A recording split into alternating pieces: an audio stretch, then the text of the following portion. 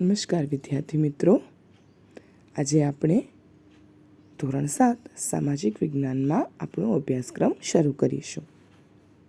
તો તમારી પાઠ્યપુસ્તકમાં પાઠ 1 રાજપૂત યુગ, નવા શાસકો અને રાજ્યો. રાજપૂત રાજવીઓએ ઈસવીસન 700થી ઈસવીસન 1200 વચ્ચેના 500 વર્ષના સમયગાળા દરમિયાન મોટા ભાગના ઉત્તર ભારત અને દક્ષિણ ભારત પર વર્ચસ્વ જમાવી રાજપૂત યુગની સ્થાપના કરી. તેમણે ભારતનો મોટા ભાગનો હિસ્સો જે છે એ જીતી અને રાજપૂત યુગની સ્થાપના કરી હતી. હવે આપણે બધા જાણીએ જ છીએ કે રાજપૂતો હિન્દુ સંસ્કૃતિને પ્રજ્વલિત રાખતા હતા. આ તમામ નાના મોટા છતાં નોંધપાત્ર એવા રાજપૂત રાજ્યો ક્યાં અને કેવા હતા તે વિસ્તારથી જોઈએ. રાજપૂતોએ પોતાના રાજ્યો વિવિધ ભારતના અલગ અલગ સ્થાનો પર જમાવ્યા. શરૂઆતમાં ભારત બે જ ભાગમાં વહેંચાયેલું હતું, ઉત્તર ભારત અને દક્ષિણ ભારત. હવે હર્ષવર્ધન પછીનો સમયગાળો. અહીં તમે ફોટામાં જોઈ શકો છો, એ સમ્રાટ હર્ષવર્ધન છે. હર્ષવર્ધન વિશે તમે ધોરણ 6માં ભણી ગયા. હવે આજે આપણે જોઈએ કે તેના મૃત્યુ પછી શું થાય છે. હર્ષવર્ધનના મૃત્યુ પછી શું થાય છે એ અહીં આપણે જાણીશું. 7મી સદીમાં હર્ષવર્ધનના અવસાન બાદ ઉત્તર ભારતમાં તેમના વિશાળ સામ્રાજ્યનું નાના સ્વતંત્ર રાજ્યોમાં વિભાજન થયું. એ જ રીતે પુલકેશી બીજાના અવસાન પછી પણ દક્ષિણ ભારતમાં પણ સ્વતંત્ર રાજ્યો બન્યા. મધ્યયુગના આ સમયકાળને ભારતીય ઇતિહાસમાં રાજપૂત યુગ કહેવામાં આવે છે. હવે આ હર્ષવર્ધન અને પુલકેશી બીજો. હર્ષવર્ધન ઉત્તર ભારતનો મોટા ભાગનું સામ્રાજ્ય સંભાળતા હતા અને જ્યારે પુલકેશી બીજો દક્ષિણ ભારતનો. હવે આ બંનેના એ લોકો બહુ જ સારા રાજા હતા. તેમના કાળમાં પ્રજા સુખી હતી, આર્થિક રીતે પણ ભારત દેશ આગળ હતો. પરંતુ અવસાન બાદ એ લોકોના જે રાજ્યો છે, જેમ કે ઉત્તર ભારત અને દક્ષિણ ભારત, એ નાના સ્વતંત્ર રાજ્યમાં વહેંચાઈ ગયું. મધ્યયુગના આ સમયગાળાને ભારતીય ઇતિહાસમાં રાજપૂત યુગ કહેવામાં આવે છે. એટલે કે આ બધો જ સમયગાળો છે જે રાજપૂત યુગ જ કહેવામાં આવે છે. હવે આપણે જાણીએ કે રાજપૂત યુગ ક્યાંથી, રાજપૂત શબ્દ ક્યાંથી આવ્યો. તો રાજપૂત એટલે કે રાજપુત્રો. 14મી સદીના ભાટો રાજપૂતોને ક્ષત્રિય કુળ ધરાવતા સમૂહ તરીકે ઓળખે છે. હવે આગળ જોઈએ તો રાજપૂત બહાદુર હતા. હવે તેમનો આપણે એ તો જોઈ ગયા કે એ લોકોએ રાજ કર્યો, પણ એ લોકો શા માટે રાજ કરી શક્યા? તો એ લોકો બહુ જ બહાદુર હતા, ટેકીલા હતા. ટેકીલાનો મતલબ શું થાય કે કોઈ ટેક લે, કોઈ નિયમ લે, કોઈ એમને કહે કે તમે આ વસ્તુ મારી પૂરી કરો, તો એ લોકોના શરણે આવેલાઓને હંમેશા સાથ આપે. અહીં એમ પણ કહેવામાં આવતું કે તેઓ પ્રાણ દઈ દેતા પણ પોતાના વચનથી પાછળ થતા નહીં. આપેલ વચન પ્રાણને ભોગે પણ પાડતા. દુશ્મનને પીઠ બતાવવા કરતાં તેઓ મૃત્યુને વધુ પસંદ કરતા.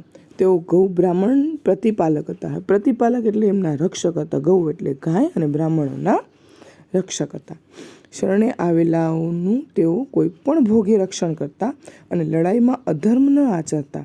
આપણે જાણીએ છીએ કે લડાઈ કોઈ પણ હોય એમાં જો તમે અધર્મ આચરો તો તમે જીતી શકો, પરંતુ તેનો લાંબા ગાળા સમય સુધી તમને લાભ મળે નહીં. યુદ્ધ જીતવામાં હંમેશા કૌશલ જરૂરી હોય છે, અધર્મ જરૂરી હોતું નથી. એટલે રાજપૂતો હંમેશા નીતિ ઉપર હાલતા, ધર્મની રક્ષા કરતા અને અધર્મ આચરતા નહીં. આ તો આપણે જોઈ લીધું રાજપૂતો વિશે. એવી રીતે ક્ષત્રાણીઓ એટલે કે રાજપૂતાણીઓ પણ વીરત્વ માટે વિખ્યાત હતી. અહીં તમે ચિત્રમાં જોઈ શકો છો એ મુજબ જ્યારે પણ યુદ્ધ થતા ત્યારે હસ્તે મોઢે પોતાના પતિને વિદાય આપતી. હંમેશા નીડર અને બહાદુર સ્ત્રીઓ હતી. પુત્ર અને પતિને હસતા મુખે યુદ્ધમાં વિદાય આપતી. સતીત્વ, નીડરતા અને સત્ય માટે તે પ્રાણની પણ પરવા ન કરતી. જરૂર પડે તો હાથમાં તલવાર લઈને રણ મેદાનમાં પણ નીકળી પડતી. આવી વીરાંગનાઓમાંના અનેક ઉદાહરણો જોવા મળે છે. હવે અહીં એમ લખેલું છે કે જે રાણીઓ હતી તેઓ શસ્ત્ર અને શાસ્ત્ર બંનેમાં પારંગત હતી. તલવારબાજી હોય કે એવી નાની એવી ઘણી બધી વસ્તુઓમાં એ લોકોને નાનપણથી જ શીખ આપવામાં આવતી, જેથી યુદ્ધ મેદાનમાં પણ તે ઉતરી શકે. ભારતના મધ્યયુગીન ઇતિહાસમાં રણધીર રાજપૂત શાસકોની વીરતા, સાહસ અને શૌર્યના પ્રસંગો નોંધાયેલા છે. આશરે 500 વર્ષ સુધી રાજપૂતોએ ભારતને વિદેશી આક્રમણોથી પણ બચાવ્યા. આવા રાજપૂત રાજ્યવંશો વિશે આપણે જાણીએ. 7મી સદીના અંતમાં સામંતશાહી શક્તિઓનો ઉદય થતાં અનેક નાના નાના ટુકડાઓ વહેંચાયા. દેશમાં અનેક રાજપૂત રાજવંશોનો ઉદય થયો. આ સમયને મધ્યયુગ કહે છે. આપણે તે સમયના ઉત્તર અને દક્ષિણ ભારતના રાજ્યોનો અભ્યાસ કરીશું. હવે 7મી સદીનો અંત થયો એટલે સામંતશાહી. હવે તમે કહેશો કે સામંતશાહી એટલે શું? રાજા રાજ કરે એને રાજ્ય કહેવાય, પરંતુ રાજાના સૂબાઓ એટલે કે સામંતોને નાના નાના ભાગો દઈ દેવામાં આવે અને એનું જ રાજ્ય સંભાળે, એની જ બધી જ વસ્તુઓ સંભાળે, જેથી કરી અને રાજાને કાર્યભાર ઓછો થાય અને એમને સ્વતંત્ર રાજ મળે. એને કહેવાય છે સામંતશાહી. હવે આપણે અહીં એના અભ્યાસ પણ કરીશું. હવે ઉત્તર ભારતના રાજ્યો. ગુર્જર પ્રતિહાર સામ્રાજ્યના પતન બાદ કન્નૌજનું ગઢવાલ રાજ્ય, બુંદેલખંડ એટલે કે જેજાક ભુક્તિના ચંદેલો, માળવાના પરમાર રાજ્ય, અણહિલવાડનું ચોલુક્ય એટલે કે સોલંકી રાજ્ય, ડાહલનું ચેદી રાજ્ય, શાકંભરીનું ચૌહાણ રાજ્ય, દક્ષિણ રાજસ્થાનનું ગોહિલ રાજ્ય સ્થાપિત થયા. આ બધું ક્યાં થયું? ઉત્તર ભારતમાં. અલગ અલગ એના વિભાજન થયા. ગઢવાલ રાજ્યનો સ્થાપક ચંદ્રદેવ હતો. તેમણે કન્નૌજ સિવાય કાશીને પણ બીજી રાજધાની બનાવી હતી. આ વંશમાં મદનચંદ્ર, ગોવિંદચંદ્ર જેવા શાસકો થયા હતા, જેમાં ગોવિંદચંદ્ર આ કુળનો સૌથી પ્રતાપી અને પરાક્રમી રાજા હતો. તેણે ગઝનીના આક્રમણને અટકાવ્યું હતું, તેમજ અનેક બૌદ્ધ વિહારોનો જીર્ણોદ્ધાર પણ કરાવ્યો હતો. ઉત્તર ભારતના અન્ય શાસકોમાં બુંદેલખંડના ચંદેલોનો પણ સમાવેશ થાય છે. બુંદેલખંડ પ્રદેશનું ચંદેલોનું આ રાજ્ય પાછળથી જોજાક ભુક્તિ નામથી ઓળખાયું હતું. આ રાજ્યમાં યશોવર્મા, કીર્તિવર્મા, પરમહરિદેવ એટલે કે પરમાલદેવ જેવા શાસકો પણ થઈ ગયા હતા. ભારતના ઇતિહાસમાં ચંદેલ વંશનું ઘણું જ મહત્વ છે. ખજુરાહો, કાલિંજર અને મહોબા ચંદેલોના મુખ્ય નગરો હતા. ખજુરાહો તેના ભવ્ય મંદિરોને લઈને તીર્થ સ્થાન તરીકે પ્રખ્યાત હતું. ચંદેલોએ બુંદેલખંડમાં મહાન ધાર્મિક મકાનો અને જળાશયો બંધાવીને સુશોભિત બનાવ્યું હતું. હવે તમે કહેશો કે ઉત્તર ભારતના આ બધા રાજ્યો અત્યારે ક્યાં છે? તો જુઓ, ગઢવાલ રાજ્યો એટલે ઉત્તરાખંડને જે બધા છે એને ગઢવાલ રાજ્યો કહેવામાં આવે છે. બુંદેલખંડ એટલે મધ્યપ્રદેશનો અને ઉત્તર પ્રદેશનો અમુક વિસ્તાર હોય છે, જેને તે સમયમાં આ બધા નામોથી ઓળખાતું હતું. આપણે હવે એ કેવી રીતે જાણી શકીએ? તો એમણે બનાવેલી અલગ અલગ કલાકૃતિઓ આજે પણ એ ધરોહર સ્વરૂપે સાચવેલી છે. હવે માળવાનો પ્રદેશ પ્રાચીન કાળથી અવંતી અથવા ઉજ્જૈનીના રાજ્ય તરીકે જાણીતો હતો. ઈસવીસન 820માં કૃષ્ણરાજે પરમાર વંશની સ્થાપના કરી હતી. પરમાર વંશમાં સિયક, મુંજ, ભોજ જેવા મહાન શાસકો થઈ ગયા હતા. ભોજ પરમાર વંશનો સૌથી શ્રેષ્ઠ રાજા હતો. તમે બાજુના ચિત્રમાં જોઈ શકશો ભોજ રાજા, અને આપણે એના વિશે ઘણું બધું જાણ્યું પણ છે. તેની ખ્યાતિ ભારતના એક આદર્શ લોકપ્રિય રાજા તરીકે હતી. રાજા ભોજે ધારા નગરીમાં એક મહાશાળા સ્થાપી હતી. ફરસી ટેકરીઓની વચમાં ફરતી જે આખી ટેકરીઓ એની વચમાં એક સુંદર ભોજનગર એટલે વર્તમાનમાં જે અત્યારે ભોપાલ કહેવામાં આવે છે, મધ્યપ્રદેશમાં ભોપાલ નામનું નગર હતું. એટલે એણે પણ કોણે સ્થાપના કરી છે? ભોજ રાજાએ. ચૌહાણ કે ચાહમાન વંશના અનેક રાજપૂત સરદારો ગુજરાત અને રાજસ્થાનના વિવિધ ભાગોમાં રાજ્ય કરતા હતા.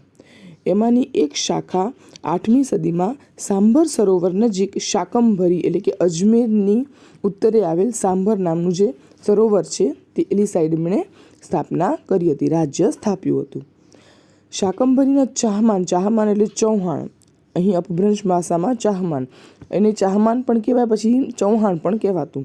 વંશનો સ્થાપક વાસુદેવ હતો. કોણ હતો શાકંભરી વંશનો સ્થાપક? વાસુદેવ. 12મી સદીના આરંભમાં અજયરાજ શાકંભરીની ગાદી ઉપર બેઠો હતો. તેણે અજયમેરુ નામના નગરની સ્થાપના કરી હતી, જે પાછળથી અજમેર તરીકે ઓળખાય છે. અહીં તમને એવો પ્રશ્ન પણ આવી શકે કે અજમેરની સ્થાપના કરી હતી, તો અજમેર પહેલાં કયા નામથી ઓળખાતું હતું, અથવા તો અજમેર હાલનું અજમેર છે તેની સ્થાપના કોણે કરી હતી? ગુજરાતના સોલંકી રાજા સિદ્ધરાજ જયસિંહની રાજકુમારીના લગ્ન ચૌહાણ વંશના અર્ણોરાજ સાથે થયેલા. તેઓ પુત્ર સોમેશ્વર ચૌહાણ ગાદીએ આવ્યો. તેના પછી તેઓ પુત્ર પૃથ્વીરાજ ત્રીજો ગાદીએ આવ્યો. આ પૃથ્વીરાજ ત્રીજો ભારતના ઇતિહાસમાં અદ્વિતીય સ્થાન ધરાવે છે.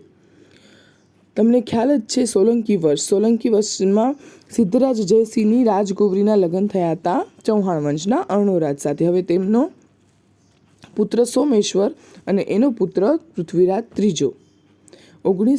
ઈસવીસન 1191 થાણેશ્વર અને કરનાલ વચ્ચે આવેલા તરાઈના મેદાનમાં શિહાબુદ્દીન ઘોરીને પૃથ્વીરાજ ચૌહાણે સજ્જડ હાર આપી હતી.